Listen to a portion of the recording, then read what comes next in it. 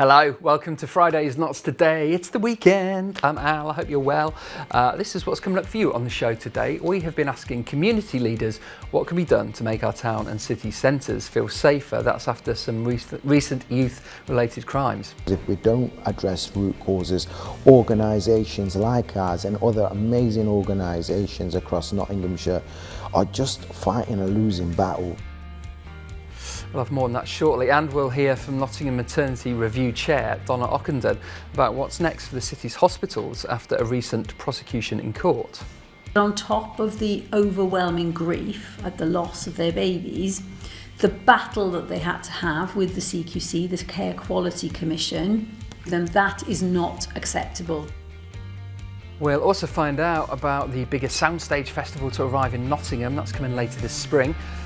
Journeys will take over various venues in March. It includes unforgettable music, jazz performances, even orchestras, and we'll hear all about that all later on as well. Yeah. We've been to a family favourite, Notts Farm, as well. I bet you know which one that is. They're gearing up for spring with a lambing season. We've had quite a few singles and one sets of twins. A couple are being bottle fed at the moment, but we're all right about that. We obviously enjoy doing that, but overall they're doing really great. In sport, we'll hear from Notts County head coach Stuart Maynard. They're looking to climb back into the promotion places this weekend.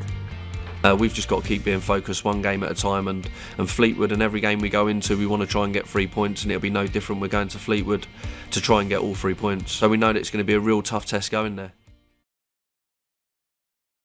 There you go, all that and loads more coming up just for you. First though, we're going to talk council tax because Nottinghamshire County Council has approved its budget for the upcoming financial year. The authority met yesterday. It could be the final time they do that at County Hall.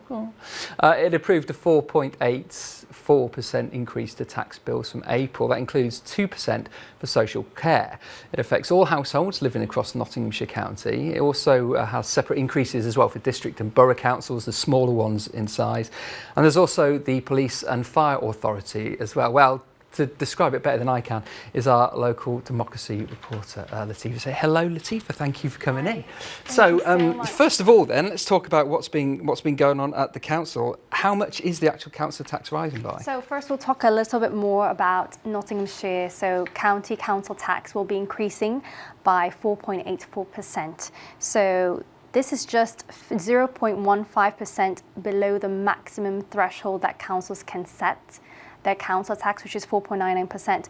So it's 4.84%, not far off that. So just over 59% of households in Nottinghamshire are Band A and Band B. So to talk about how much council tax will be increasing, it will be for an average of 1.43% increase for the average home in Nottinghamshire. So for households in Band A and Band B, it would be a £1.20 increase per week, but that's sort of just an estimate around that. So that's a portion of the council tax bills that will increase. Right, okay, it's all very complex, isn't it? And what have councillors said about it? So some councillors were in support of this. So like Councillor Richard Jackson said that the increase in council tax will essentially save Nottinghamshire taxpayers £22 million. However, some opposition councillors opposed to the council tax increase, saying that taxpayers cannot simply afford to put up with high taxes, and with the increases, obviously, households would have to fork out more money per year for the increase in council tax. So a bit of opposition amongst the Ashfield independents during the meeting. So I could break down council tax to sort of explain to the viewers how it works. So all residents in the city or county will pay council tax to the councils, fire authority and police. 85% goes to Nottingham City. For those in Nottingham City Council, Nottingham City, 85% goes to the Nottingham City, but in the county, 75% of bills go towards the county and 10% go to individual districts and boroughs. So yeah, we'll talk about fire next, which is... I was going to say, the Fire Authority had the meeting today, didn't they? And then they kind of claimed their share of it, as you say. Absolutely. So I just came back from the Fire Authority meeting today. So bear with me, I'm just looking at some figures. So Fire Authority will be increasing their tax by 2.99% per year. So that's £5 per year for households across Nottinghamshire. And that would mean for households in Band D, they would pay £97 £0.21 per year. Okay. I'm glad you've got the figures and not me. Yes. So this would generate about £777,000 in funding for the service. And there was a unanimous vote, so councillors did vote the precept through. Okay. Oh, that's interesting. I was going to say, did the councillors have anything to say about the meeting? Right, yes. So most councillors were in support. There were 3 councillors that voted against the recommendations, simply because they wanted to see the funds being allocated elsewhere in the authority rather than where the funds were being allocated. One councillor talked about increasing diversity amongst staff, thinking that there's not enough representation in the fire authority amongst firefighters, and saying that the funds that the fire authority is receiving should be put to further use. Increasing pay of firefighters was also talked about, which the councillors said that wasn't seen in the budget this year for the budget allocation. Ah, okay. There's lots going on. I got an F in GCSE maths, so there's no way I could have given the information that you just did. But thank you for covering that. That's great. Thank you. Right, we'll move on now. And it's been a week here in Nottingham when we can be forgiven for asking, is the city safe? Well, according to police in the city, it is. Force has had to issue statements after 2 separate youth incidents recently, though. First after a stabbing in Primark, then after a group fight involving a machete in Hockley. One city organisation aimed at getting kids off the streets and into more positive futures said greater numbers of children will fall through the net without extra intervention and support. The comments come on the same week as the government set out new plans to make towns and cities safer. Our reporter Maria Angel Acosta looked into this. Nottingham is a city full of life, history and culture. But beneath the surface, one question keeps coming up. Are our streets safe? This week, the police have reassured the public after 2 big incidents in the city centre. That includes stabbing in Primark and a fight involving youth in Hockley, which led to a machete being seized. But keeping the streets feeling safe has been a long-standing problem in Nottingham. Marcellus Bass has been tackling this issue for years. He lends Switch Up, working to keep young people away from crime. He says the problem is like a net that keeps expanding and more people are falling through the gaps. If we don't address root causes, organisations like ours and other amazing organisations across Nottinghamshire are just fighting a losing battle, you know, and we've got to keep fighting. We've got to keep supporting as many as we can. But that net is becoming bigger and bigger and more people are falling through the gaps. One of the ways the government is planning to tackle the issue is through the Crime and Policing Bill.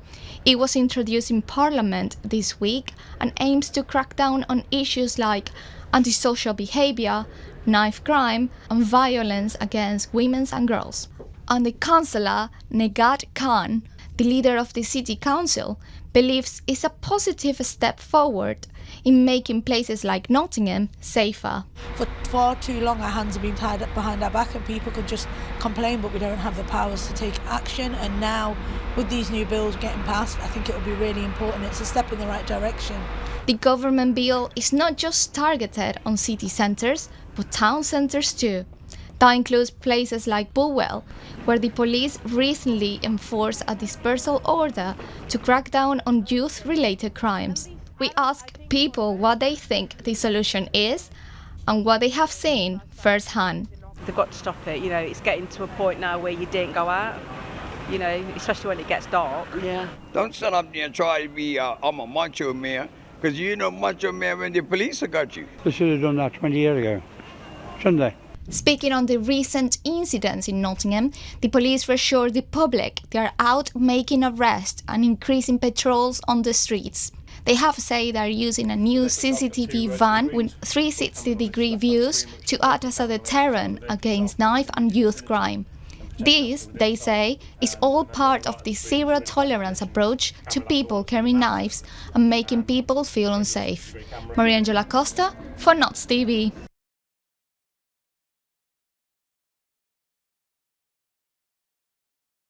It is light night in the city centre as well, so if you're going to that, have a good night and a safe night, of course. Now, some more news headlines. And the family of a student who died in Nottingham this week have paid tribute to a happy, beautiful and talented girl. 18-year-old Sophie Good died on Tuesday after a road traffic accident involving an e-bike on the University of Nottingham's University Park campus. Sophie, who was studying sport and exercise science, had been riding one of the bikes before sustaining fatal injuries in the early hours of the morning. Her family have paid tribute to her in a statement issued by Nottinghamshire Police, and investigations are ongoing. Now, a dangerous hit-and-run driver who knocked over and killed a man in Nottingham has been jailed. 23-year-old Kane Parker was hit by a car being driven by Tawfiq Ahmed on Hucknall Road in Carrington on November the 6th last year. The victim was wearing a high-visibility jacket when he was struck by the 23-year-old's car on the wrong side of the road. Mr. Parker, who was also known as Kenny Fitzpatrick, left behind a loving family and a newborn baby girl. Ahmed, who's previously of Bestwood, was jailed for 10 years in Nottingham Crown Court last week. Now, on the way on the show, we know Splendour is back. We're going to be talking about lambing, which means spring is here, which means the sunshine is going to be out, so it's all going to be great. There's also another new festival that has taken over numerous venues in Nottingham next month. It's all to do with sound and vision, and I'm not even going to try to understand to describe it. Fortunately, coming up, we've got a guest who can do just that. Also, apart from Forest and the FA Cup, it's a big week, and league sports in League 1 and 2, and of course Forest against Ipswich on Monday. We'll have that for you next.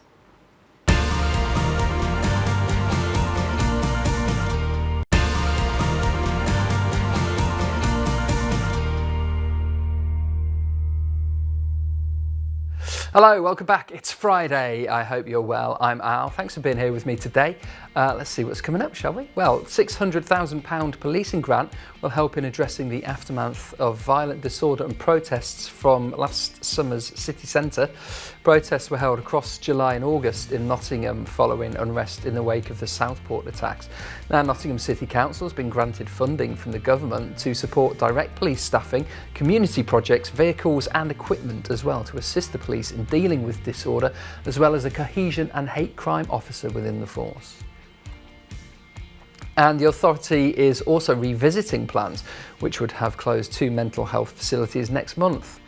Hewendon Lodge in Mapley and the Crescent in Hyson Green, which are both run by Housing Association Framework, were facing closure at the end of March because of City Council plans to pull their annual funding of a combined £634,000.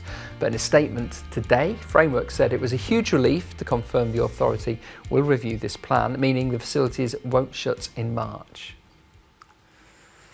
Now, the chair of the Nottingham Maternity Review, Donna Ockenden, says it's unacceptable that 3 grieving families had to fight hard to get their cases heard before Nottingham Magistrates Court.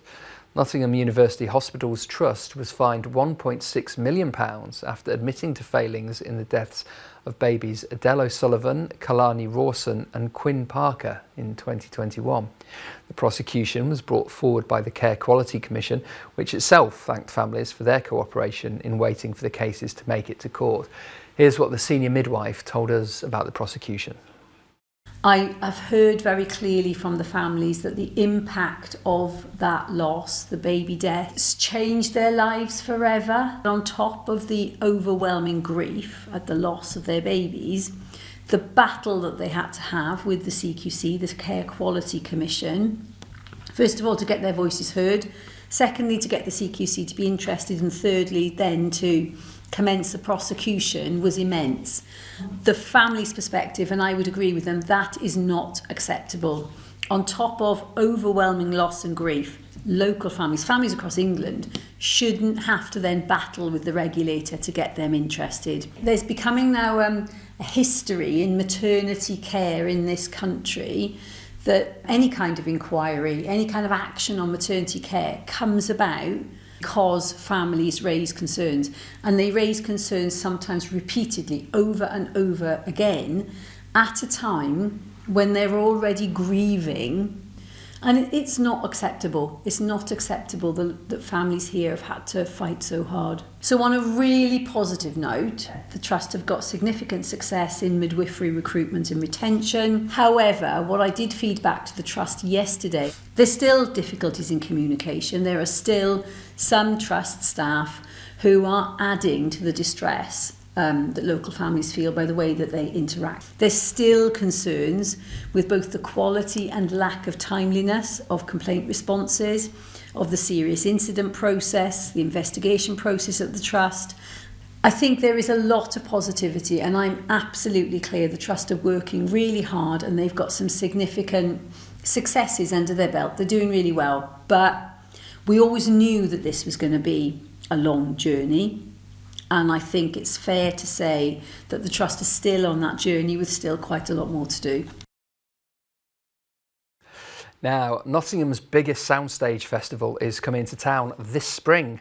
It starts on the 22nd of March, and it's a 2-week event that blends the worlds of cinema and sound in a gloriously eclectic mix. It will take place at various venues across the city and is working with the Theatre Royal and Concert Hall, as well as Lakeside Arts and Nottingham Contemporary as well. And that's just a few of them.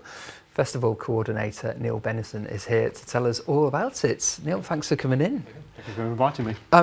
This is, you describe what it is, because I'm just not capable, because there's so much going on. I mean, what is the sound stage for it? So, well, it's described as a festival of music and the moving image, and the reason for that is to be wide-ranging in what that means. So, moving image can be video games, it can be cinema, it can be TV, it can be lots of things. It could be art installation, and there's an element of all of those things in the festival this time round. So it's live music, isn't it, as well? Live music, yeah, generally. I mean, there are some elements. So, for instance, there's a screening of Wild at Heart, the David Lynch classic movie at Broadway. That's the film, but the reason it's in there is because it's got a classic film score. Yes. And obviously David Lynch has recently passed away, so it's a memorial to him as well. Right. Okay. E.T.'s. So this is with orchestras with films. I mean, that's how it all began, anyway, wasn't it? That's how it used to be originally. Yeah. I mean, and obviously the name Soundstage comes from the room, the venue where a soundtrack is recorded.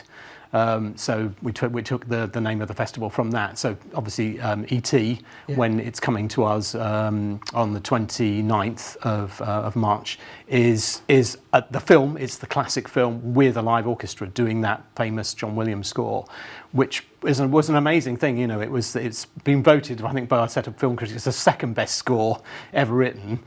Psycho apparently is the first. It's the best. I mean, but the second best score. I mean, and it's such a great piece of music all the way through it that actually Spielberg cut the final set of scenes to fit the music, which is unheard of because he liked John Williams' score so much.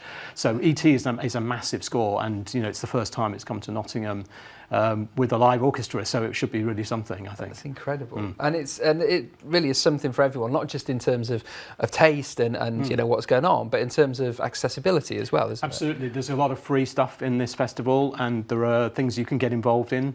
So you can create your own score with members of the BBC Concert Orchestra. So there's a family orchestra project we have running. We've run several of those in the past. So you'll create a new score, an entirely new score with these musicians to a piece of BBC content. So there'll be a short film from the BBC, which we will then create a live score to, and then we'll perform that at Metronome.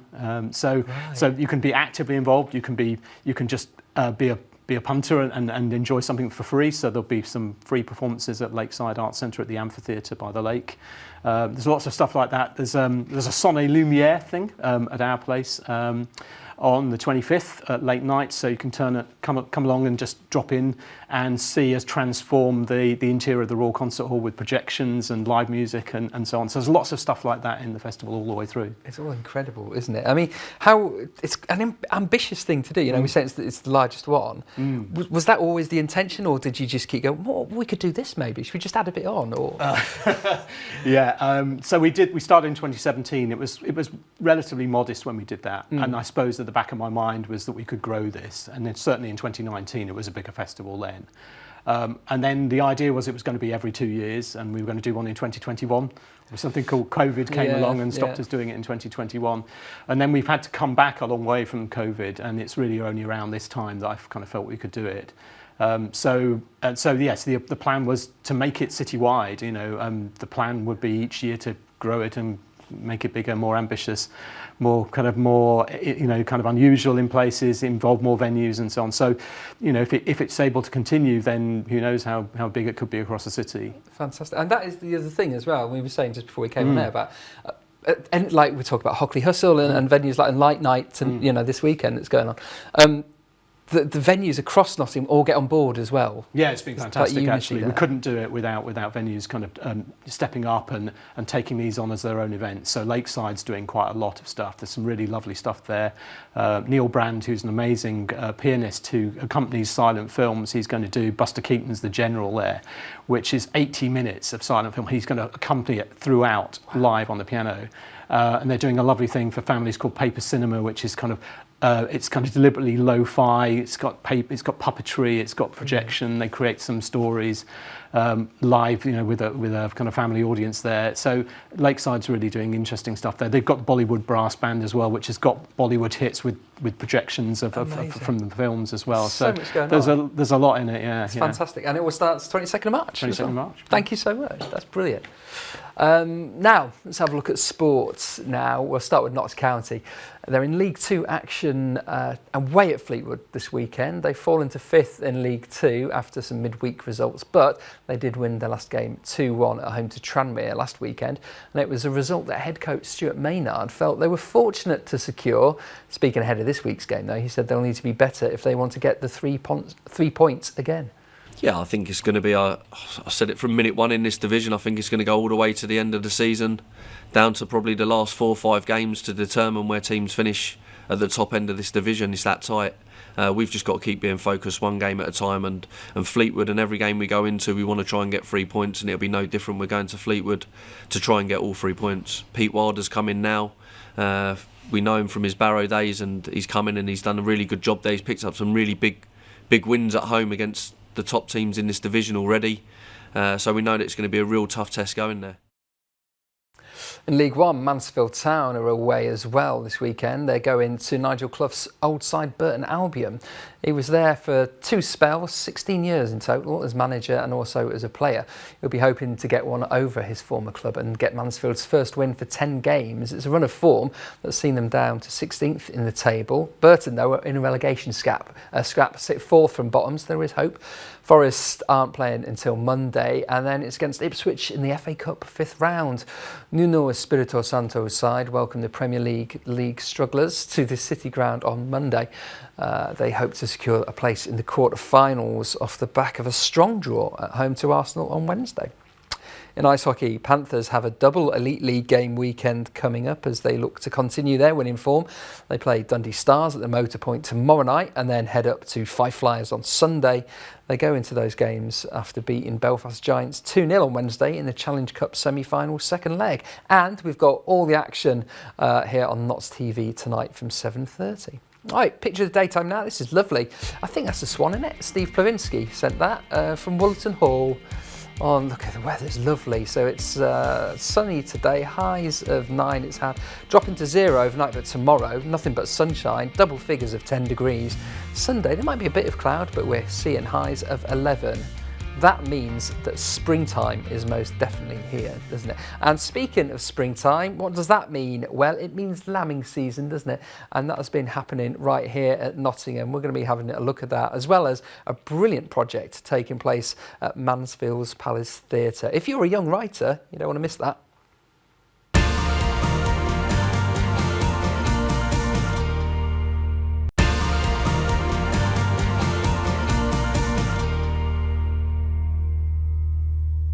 Hello there, welcome back to Notts Today. I'm Al Booth. Thank you for being here with me. I hope you're well.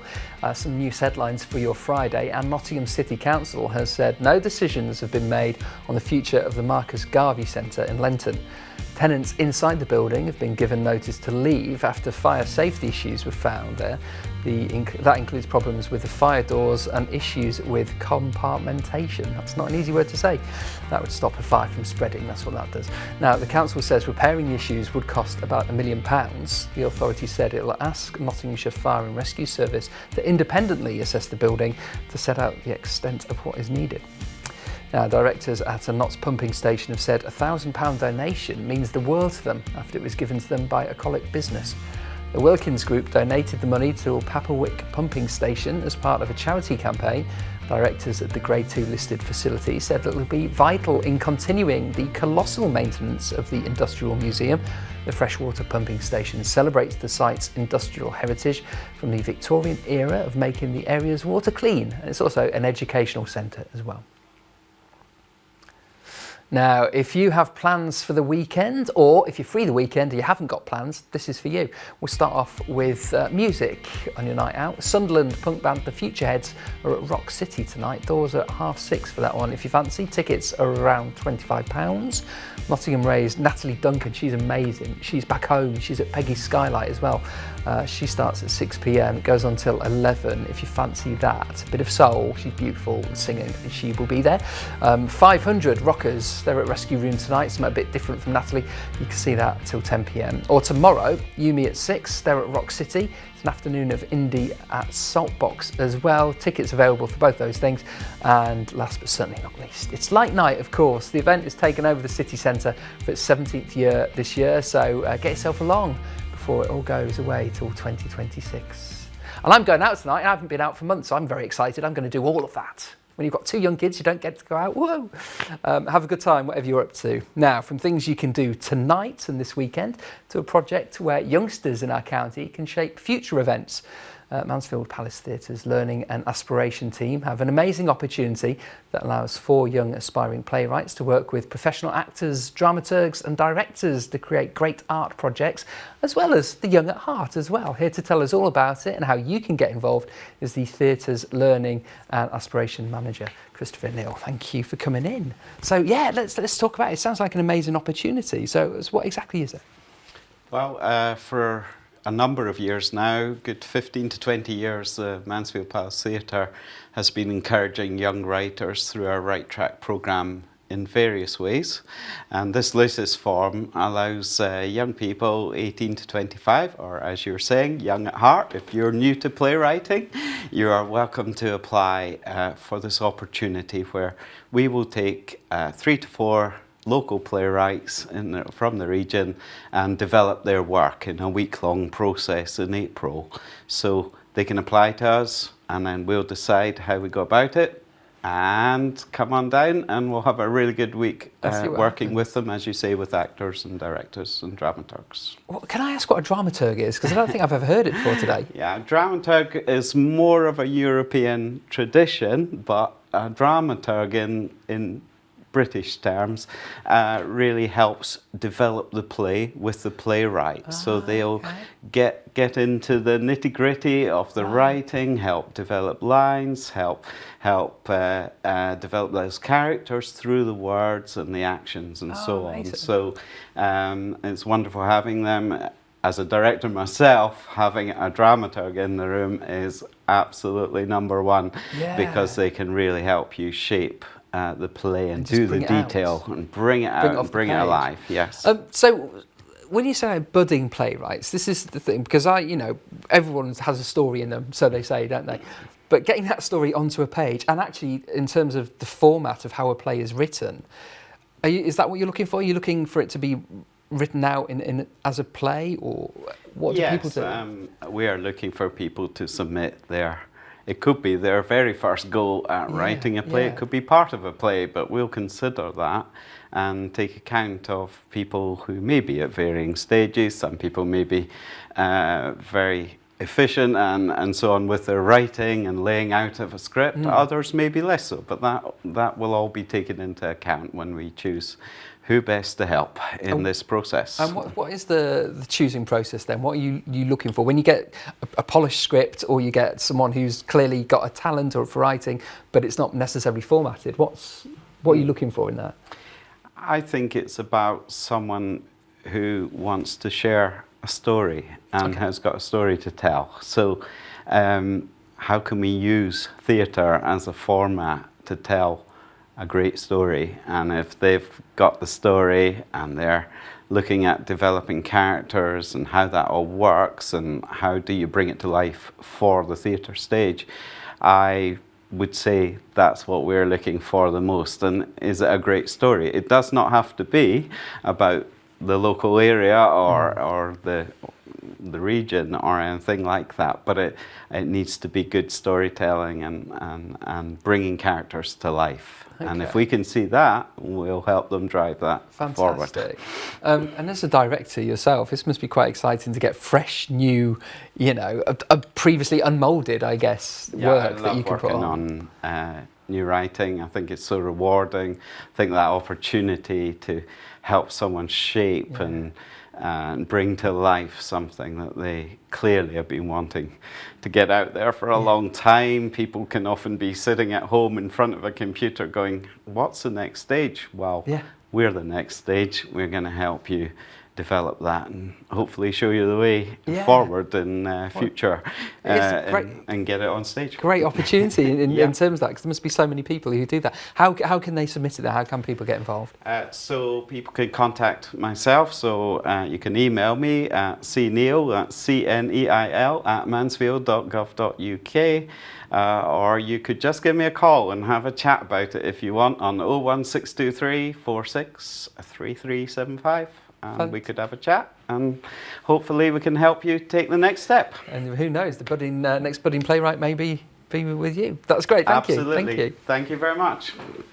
Now, we'll move on now. And throughout the past few days, it's been the National Eating Disorder Awareness Week. Figures show that about 1.25 million people in the UK live with eating disorders. Projects have taken place across Notts and the wider country aimed at educating the public on life with the conditions. And that includes addressing misconceptions about the deep impact of eating disorders and how they go beyond the more well-known conditions like bulimia or anorexia. Our reporter Marta Evora Silva has more. Eating is part of our everyday life. A coffee date, family dinner, work parties, our lives have food as a center. And while we eat without thinking twice, for 1.25 million people in the UK, eating is not that easy. The most well-known eating disorders are anorexia and bulimia. Both disorders focus on weight, but they have different behaviors. With anorexia, the person restricts their eating in attempts to lose weight. With bulimia, their compulsive eating leads them to feel guilty before forcing the food out. Sophie Musgrove from Nottingham suffered from binge eating that led to bulimia later in her adulthood. Now she brings awareness of eating disorders and addictions into workplace. Her eating disorder was triggered by the cancer diagnosis of her dad when she was younger, alongside by her undiagnosed ADHD and mental health issues. Psychologists write about this, that the need for control. But personally, I don't think it is, because if somebody said to me, did I feel control whilst I was suffering with binge eating disorder or bulimia? No, absolutely not. I think we have to take food out of it and look at why we're harming ourselves, because it is a form of self-harm. If we weren't using the food to hurt ourselves, what else would we be using? Hopewood Hospital deals with young people that suffer from eating disorders, from anorexia to less known disorders like ARFID, avoidant restrictive food intake disorder. That's when someone restricts how much food they consume, and the reason is because they experience disgust if they're eating foods that have different textures or different smells, or they have a fear about a particular consequence that might happen from eating, like choking. An expert at the hospital on Mansfield Road said that while eating disorders affect the body, they also impact people's psychological and day-to-day lives. The biggest misconception with eating disorders is this idea that you have to be a particular weight and that you have to be low weight to have anorexia or to have an eating disorder. And I think what we would tend to say is that actually people can psychologically experience lots of really, really difficult thoughts and feelings. So there is a real big crossover between kind of physically how they are, but also psychologically. And I think that psychological bit can sometimes go unmissed because of that focus on kind of where people are at physically. Their comments come on Eating Disorder Awareness Week, dedicated to educate the public about the realities of eating disorders. Experts hope to increase visibility, support people affected by the conditions, and show eating disorders as more than just a perception of the body, but one of life. Marta Evora Silva for Notts TV. And if you've been affected by any of the issues discussed in Marta's package, you can receive help from First Steps Ed by either calling their number shown on your screen or going to firststepsed.co.uk. Now, let's have a look at some more of your news headlines. First, detectives are continuing to investigate after a man's body was found in Tuxford. A murder investigation was launched on Tuesday after the body was discovered as police investigated an aggravated burglary at an industrial unit off Lodge Lane. A 24-year-old man remains in custody on suspicion of murder. The victim has been formally identified as 22-year-old Taylor Green. Officers believe the incident was isolated, but they have urged anybody who's got any information to give them a call on 101. And the Sheffield Steelers ice hockey player has been bailed again by police as part of investigations into the death of Nottingham Panthers forward Adam Johnson. Adam died on the ice back in October 2023 in a tragic incident that caused shockwaves through the ice hockey community. Steelers player Matt Petgrave previously identified himself as the man arrested on suspicion of manslaughter for Adam's death after he launched a crowdfunder for legal fees. South Yorkshire Police have confirmed he's been rebailed until May the 29th. Right then, coming up on the show still for you, we're going to White Post Farm. It's lambing season, which means spring's here at last.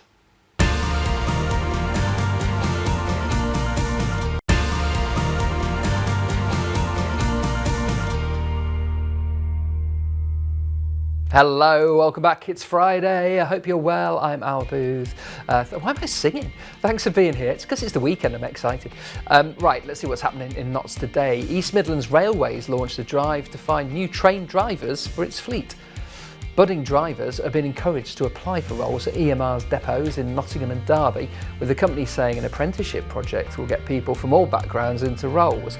The railway provider said it wants applications from women, younger people and individuals from ethnic minorities, and it said starting salaries are £34,500. Not bad, that is it. Now, 3 new stages and more than 25 new acts have been confirmed for Nottingham's Splendour Festival in July.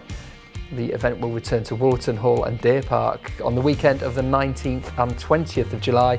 Headliners include Nottingham's own Jake Bugg, as well as the Kaiser Chiefs and Travis. Organisers have revealed 3 new stages as well. There's an emerging artist stage named after Bodega on Pelham Street. Vicky McClure's Day Fever stage will come to the event as well. You can find out the full details on the website. It's good to have that back after it not being here last year, isn't it? Right, speaking of things in the sunshine, it is spring, and with that comes new beginnings. This time of year, it's when farms across the country begin their lambing season. Our reporter Jordan Guerrero headed to White Post Farm near Farnsfield to see how they are getting on and to find out what goes into preparing the farm for new life. New arrivals, one of the county's favourite farms. 2-week-old piglets and titchy lambs still taken to life at White Post. These walking woolly animals started being born here just a few weeks ago, and now visitors can get to see them up close. Animal manager Tom Costello says lambing season at the farm is a rewarding one, but it means they're working around the clock to keep an eye on how the mums are doing as they give birth. Lambing sheep is really good. It is tiring. It is a 24-hour job, constantly checking cameras and stuff. Obviously, we have a great team here that do really well, but it is very tiring. It's all around the clock. Sheep are giving birth at any time of the day. It can be 3 o'clock in the morning, just as you're about to finish at 5 o'clock, which is normally the case. But yeah, very stressful, but very rewarding job as well. So it does rank quite high in jobs that we get to do here. These grey-faced Dartmoors were once classed as a rare breed sheep, but because of the breeding work done by farms like this, they're now a common breed on our fields and farms. We're a rare breed of sheep, but now they're just classed as a native species, which is great, and we have them here at White Post Farm. Our lambs here are currently just over a week old, the first one being born on the 18th of February, and they're doing really, really well. We've had quite a few singles and 1 set of twins. A couple are being bottle fed at the moment, but we're all right about that. We obviously enjoy doing that, but overall they're doing really great. And as I mentioned earlier, it's not just newborn sheep they've welcomed. Oxford Sandy and Black Rare Breed piglets can be seen play fighting in their pens too. The farm brings animals from off-site to breed their female pig, which helps boost the numbers of the breed in the UK. We get in contact with the Oxford Sandy Black Association, which lend us boars to make sure the gene pools are always effective and good, making sure that there's no inbreeding or like that. So that's why we have good contacts with them, and they send a different boar every time that's unrelated to Little T and Nibbly to make sure bloodlines are perfect. These friendly farmyard animals are bringing new life to Notts, and seeing them can certainly give you a spring in your step. Jordan Guerrero for Notts TV. Yeah, do you know what? We're officially saying it's springtime. We've had enough of winter. That's it now. Right, now, a Nottingham charity that is dedicated to helping families of child loss have just raised an impressive, more than impressive, £50,000 to give a ward at Queen's Medical Centre a makeover. Funding the project was for Everstar's focus throughout 2024, as 1 in 4 pregnancies ends in miscarriage before 20 weeks. Founders Michelle and Richard Daniels are here to tell us all about it, and also their new campaign, which is called Talk Through the Tears. Thank you for coming on. Congratulations on on everything you've raised so far. But before we get into the fundraising element, let's just talk about Forever Stars and why you were set up and what you do. We set up Forever Stars in 2014, following the stillbirth of our daughter Emily. Unfortunately, there just weren't resources out there, particularly, and it's although it's still a difficult subject to talk about now, it was a real taboo subject to talk about then, and we wanted to have better resources for families immediately after their loss. So we fundraised for 2 bereavement suites, one that's at the Queen's and one that's at the City, and then as these things happen, the momentum builds, and there was a need for a garden in Nottingham, so we fundraised a little bit more, and the Serenity Garden opened in 2021, and there's now 700 babies remembered in that garden. And then shortly after that, we opened the Serenity Centre, which is a really safe space for families to come along and do workshops and get support and basically come along and know they're not alone, they don't feel isolated in it. So so there's been in that sort of 10 or so years, there's been quite a lot happened, but there's a lot more that still needs to be done. Yeah, always. Well, I guess it's a never-ending, unfortunately, a never-ending thing, isn't it? But you have done incredible work, and I think you've known across the city and the county as well for the work you do, which is fantastic. Let's talk about last year then. So you had this goal to raise the money, and £50,000 is no mean feat at all, is it? So, I mean, how was 2024 for you in that respect? Yeah, I mean, primarily our charity started out for stillbirth, but obviously there's this technical, element where it changes from miscarriage to stillbirth, and more and more families have used the centre that have had miscarriages, and we've become more aware of the gaps that are there for miscarriage as well. So, hence we decided that our next project would, for last year, was to raise money to look at miscarriage and the services and facilities that are there. So, it was an incredible year of fundraising, and obviously, the figure speaks volumes about that. So many people have got on board with it and wanted to support the charity to raise that money and improve the facilities within Nottingham for families that are going through baby loss at all stages. So it's just been so great to be a part of that, and so inspiring to see all those people that have got on board and helped raise that money through various activities of cake sales and skydiving as well, which you can see now. Running, walking, you name it. Everybody's just done fantastic things and have been so supportive. That's been enjoyed there, isn't it? I think absolutely. Yeah. Yeah, there's been some real serious physical challenges people took on board. As I say, you followed with the skydiving, you followed us with our 26-mile walk, which was just great because it was not only fundraising, there was a real bond between people and real support has come out of that. And I think from that, this year it'll go even further with families getting involved. So it's been a real double win. The fact that A23 will get this makeover, and the fact that families are again joining up as a new community building there, it's great. And on Monday we start our first meeting on site, so now the work will actually begin and people can see where their money's going to be spent. So which is just brilliant. That's what we enjoy, to actually have it come to fruition. So let's talk about your new campaign then. So because like you say, it doesn't stop 2024. You've done all that. You've raised your 50,000. Like you say, you're going to have your first meeting, and then 2025, what are you looking ahead to? So we know from our own personal experience, when we lost Emily, we had a son 5 years old, and it's very difficult to try and explain and help them come to terms with that loss after you've done the right thing by trying to integrate them in the pregnancy and look at what the nursery is going to look like, all those things. Then suddenly, without anybody's notice, that's over. And so for a 5-year-old to understand that, or any young child to understand that, is really difficult. And the support out there, like everything for mental health, is limited. And so we had to go into Newark, we're sort of Beeston based, but we had to go to Newark to get support for play therapy for Finley. And it was we just always felt there was a need for us to try and develop that service somehow in Nottingham, sort of the centre of Nottingham. So we've got a play therapist on board now, and Talking Through the Tears is our campaign. We're aiming to raise £60,000, which will support 75 children in Nottingham to go through a 15-week block support. And although it's Talking Through the Tears, it's actually however they want to express themselves following that loss. And it's you know, from our family's point of view, we know how vital that service is, don't we? Yeah, I mean, it's made an incredible difference to our son. We'll have to get you back on. I'm so sorry we've run out of time. Okay. But we will get you back on and talk more about it, because that, like you say, it's when you've got a little one and then you have to go through that explanation as well. It's hard. Thank you so much for coming in. Thank you. Now, here on Notts TV, it's the weekend, isn't it? And that means action for our sports team. So on this week's Team Talk, Mark Shardlow and his panel discussed the upcoming fixtures for Notts, Mansfield and Forest and gave their predictions. It's a trip to Fleetwood for Notts, a visit to Burton for Mansfield and an FA Cup clash with Ipswich for Forest. A Monday night tie, Forest against Ipswich under the lights. TV cameras there. Go on then, Temps, let's start with you. It is. Forest are doing some changes, but have some of the bigger dogs playing and to ease past Ipswich 2-0. That's great. James, I guess the one thing you don't want is extra time and penalties again? And that's what I'm going for, pens. I Really? think it goes all the way. I think, look, Ipswich will come. Ipswich haven't got much to play for. They're trying to survive. They're not expected to survive. I think they go full strength. I think, depending on Nuno's team selection, I think this goes the distance. I think Forest edge it on pens.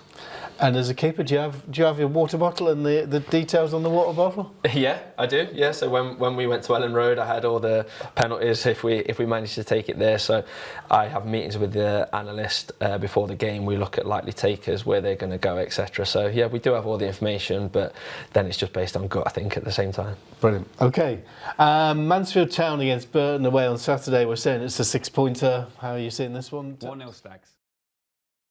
Now, it's so lovely. We're going to show you our Friday picture of the day again from Steve Plawinski. Thank you. That was Swan at Wilton Hall. And weekend weather is wonderful, I think. We've got some lovely sunshine coming up tomorrow. It's going to be 10 degrees. And then on Sunday, highs of 11 degrees. A little bit of cloud, but the sunshine's there. We still may be just at the back end of winter. But I think if we go around saying it's spring, we'll start believing it, won't we? Yeah. Dry, sunny weekend is just what we need. Well, thank you for being with me here on the show this Friday. Whatever you get up to this weekend, have a good one. Remember, if you want to watch Team Talk ahead of the football action, it's on nottstv.com. And then we've got all the Panthers game coming up for you tonight as well. And if you are going out, I might see you at Mapley Top. Have a good evening. Bye-bye.